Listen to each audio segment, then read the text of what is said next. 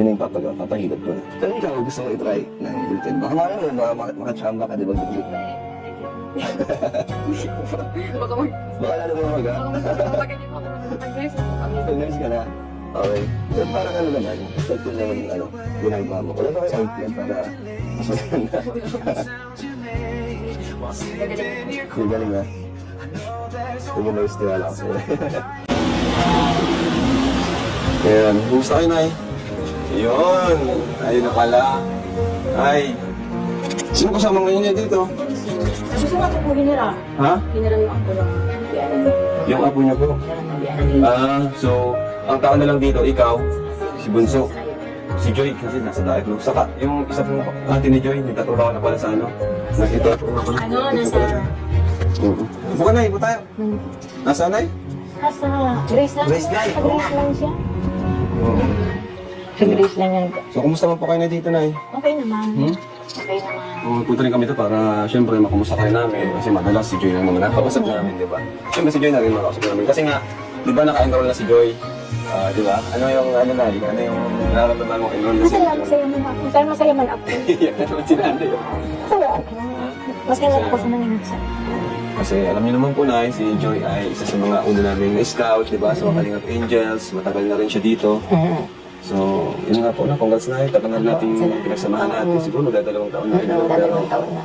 Thank you, Nay, kasi subok na talaga ang yung loyalty sa Kalingap. Ganun din si Joy. So, masaya pala kayo, Nay, na-enroll na si Joy. Masaya naman ako. Di ba tanda mo na yun natin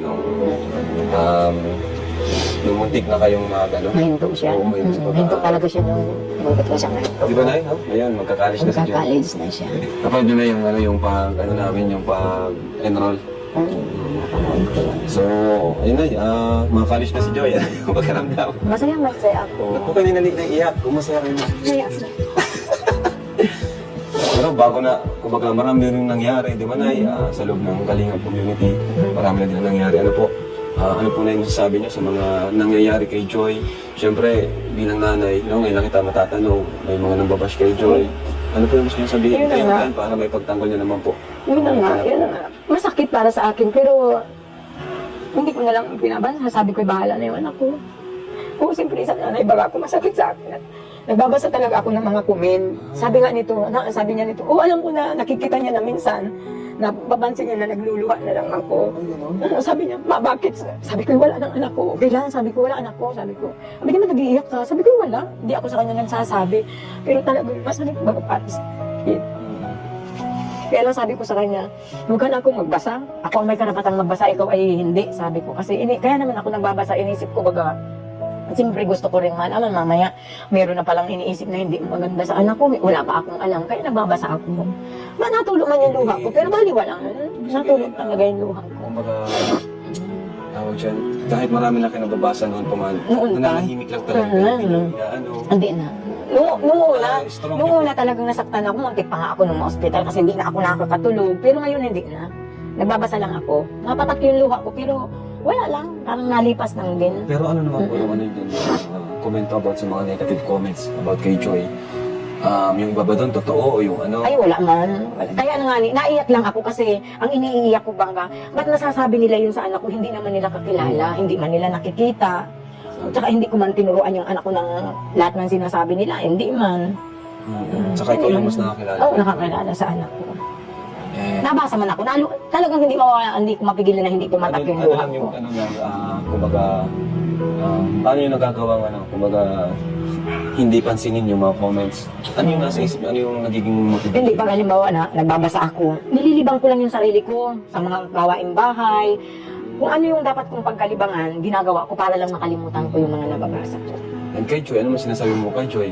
Ay, well, sinasabi ko naman sa kanya, anak, basta ayusin mo yung sarili mo. Saka sabi ko, anak, nasa diet ka na. Ay, naririnig niya, anak, huwag kang maglalaya. Sabi ko, kung kinakailangan, huwag kang magparalayas. Sa bahay, eskwela lang, kapiya, at hindi mo maganyan. Yun lang. Maingat lang siya. Ayan, so, doon naman po sa mga patuloy, yung iba, halos di naman kumbaga, kunti lang naman. Yung iba talaga, parang may lang talaga, may masabi lang or may maggalit lang talaga kay Joy, ano man yung gusto nyo sabihin sa kanila? Ay, ang masasabi ko man lang sa kanila, dahan-dahan lang sila ng pamananalita sa anak ko kasi hindi man nila lubusang kilala yung anak ko. Baga, bahala sila kung yun ang kung yung baga ang pagkaakala nila sa anak ko. Basta ako, alam ko naman kung ano talaga yung ugali ng anak ko. Tama lang. Kaya, hindi man ako nag-ano kahit may nababasa ako. Kilala ko man yung anak ko. Yun ang maganda Kahit may doon nababasa kasi ako. si nanay, napaka-strong ni nanay kasi sinarili niya lang yung sakit. Kasi mahirap sa ano yun. Naluha lang ako, Lalo sa nalo. nanay. Hindi pwedeng hindi ko iluluha pag may Hindi lang nababasa maging ako. tahimik, Wala. walang kung ano-ano mang komento, Wala, hindi. Nakakatawa dito kay Wala nanay. sila. Nakakatawa dito kay nanay, yung tiwala niya sa atin, Ay, sa oo Team naman. Kalinga. Oo. Grabe. Palagi ang sabi niyan, yung kayo nang bahala kay Joy, ganun siya palagi. Talagang Oo, ano po. talagang inianak ko naman sa inyo. Kaya nga nga sabi ko baga bilang isang panganay kayo ni Joy, bahala na kayo. Kung anong pagkakamali niya, di, sitahin ninyo. At kayo yung parating kasama-sama. So, aware naman po kayo sa mga issue ngayon, yung mga kung ano-ano. Oo naman. Nasanay na ako. Sabi doon na, kasi parang may itinatambal kay Joy. Oo, wala namang problema yun. Aba, ay kung sila bagay magkakagustuhan ay bakit baga.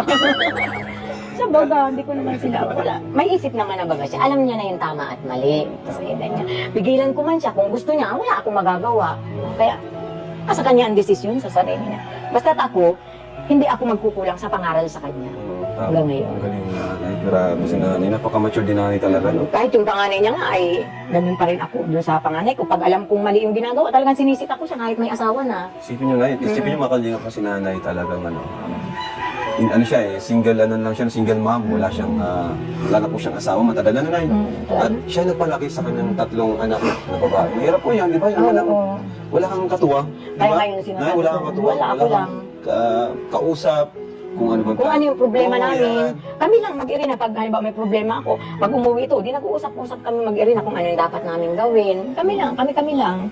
Simula't simula naman na, pag may problema kami lang mag-irina ang nag-uusap-usap. Yun lang naman po kasi yun nga, tagal din namin kayo hindi nakumusta po.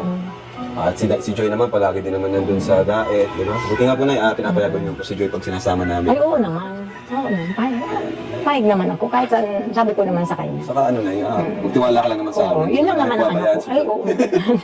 Matagal na Lahat simula't naman po sila. simula. Oo, di ba? Sabi ko sa Tagal kanya, na. anak, kung ano yung gusto ni Kuya Rab, sundin mo kasi hindi ka naman nila ilalagay sa ano. Oo. Sabi ko sa kanya, Hindi sige naman lang anak ko. pababayaan si Joy talaga. Hindi naman pababayaan si Joy. Mas lalo na, napatunayan natin lalo ngayon kung gaano si Joy ka loyal sa Kalinga. Di ba? Wala ka maririnig sa kanya. The negative Ay. about sa Kalinga po. Minsan nga ako pa ang sinisita niyan. Huwag ka na kasi mamang magparamasa. Kasi, oo, inaalala ko niya. Kasi nakikita niya talaga na minsan, nagugulat siya, Mama, ano nangyari sa'yo? Ba't naglulok ka na naman? Sabi ko, wala lang anak ko. Huwag mo akong pansinin. Pero alam niya, nagbabasa ako ng nagsiselfone. Wala ka hindi pa nga narinig. Pigilan mo na nga yan, Mama. Ganyan lang siya. Ay, sabi ko, ako magbabasa. Di huwag kang magbasa kung gusto mo. Ako lang. Hi. Ang gusto ng formal sorry sa'yo sa personal dahil sa nangyari po sa mga bashing kay Joy. Sobrang dami po na nadamay po talaga sa Joy. Kaya pasensya na po, pati po kayo naapektuhan. Siyempre, di ba nanay po kayo talaga. Masakit po talaga din na kabasa niyo po yung mga kung ano-ano po about kay Joy. Hindi naman po totoo. Kaya pasensya na po. Okay lang. Basta kilala ko naman yung anak ko. At anong sabihin nila sa anak ko, at kilala ko yung anak ko, at hindi man nila nakakasama yung anak ko,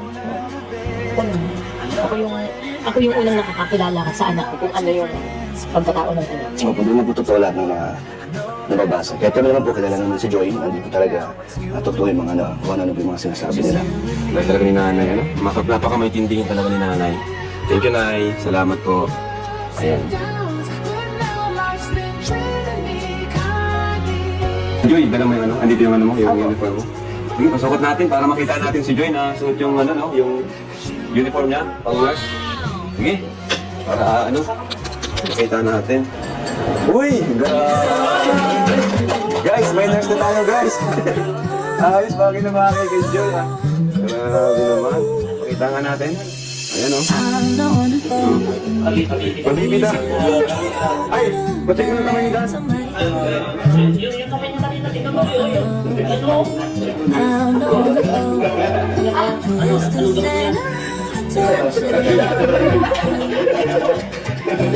Pero grabe bagay kay Joy. Some people might say I am afraid, but I just Parang nurse na talaga si Joy. I don't know why, cause I don't like people pleasing. And sometimes they don't see what defines me, but I don't need them honestly, cause I got you. Joy, Basta, Ito lang po. anong pakiramdam mo na naka-uniform ka na? Ng nursing, Masaya, tapos excited. excited, future nurse. Bagay na bagay sa uniform mo. Mas lalo kang pumuti. Thank you. And si mami mo, umiyak pala, no? Dahil sa mga bashing, ulit, walang katapusan. Kaya pasensya ulit na nadamay kayo lang si mama mo. No, siya yung pinakasaktan eh. Okay lang naman. Kasi lahat naman tayo nagbabash. Lahat naman tayo dumadaan sa piso. Ano na lang, move on na lang. Mami mo rin naman, di ba, okay na rin. Hindi na siya masyado affected. Kasi ang totoo naman, hindi naman totoo yung mga nababasa nila. Kailan naman ang sarili ko. So, focus na lang tayo sa, sa future, kung ano yung mga magaganda pang dadating na blessings. Alam na sa'yo, umpisa na lang pagsubok mo sa, sa college life. Ano, ready ka na? Madaming mga challenges, daming wala ka nang time mag-vlog niyan. Kay Kalinga Prab kasi busy ang nursing. Kaya mo pang pagsabayan? Kaya naman pag Kaya pa. kaya May free time pa rin. para sa kalinga. Para sa Kalinga. Hindi ka nag-aalis. Ikaw, kamusta? Okay lang. Ano naman? Kamusta lang ba? Saan ba? Kamusta saan? Ikaw, Ang buhay ko, okay lang. Ano naman? Masaya. Ano pa rin? Tuloy pa rin sa sa mission. Kung ano yung purpose ko dito sa pagiging kalingap. Ganun pa rin. kamusta yung kamay? Ito, okay na. Konti na lang. Siguro mga 90% na siyang magaling. Para, Ano pang nangyari? Hindi ko siya alam eh, after nito nung Palawan kasi namin, tapos nung pag-uwi namin ng diet, siguro nabigla nung nag-gym ka agad ako. Siguro may ugat. Ikaw, check mo. Ikaw, nurse ka. Pero okay na. Matagal nga. Siguro mag-1 month din. Almost 1 month na. Tagal lang. Tagal, sobra. Patingin na. Hindi na ba alam? Pero magla, di ba? Ramdam mo naman. Pero medyo ano naman. Medyo wala na. Okay na? No? Ano na lang, huwag ka na lang muna mag-gym. Tsaka wag mag-supply sa'yo, no? Ganun din nga. Yun din yung advice ng mag-check up ako. Huwag ka muna ganun. Kaso ano ko kasi to, dominant hand, kalawete kasi ako. Kaya hindi maiwasan na magamit ko siya. Pero ayun, okay na.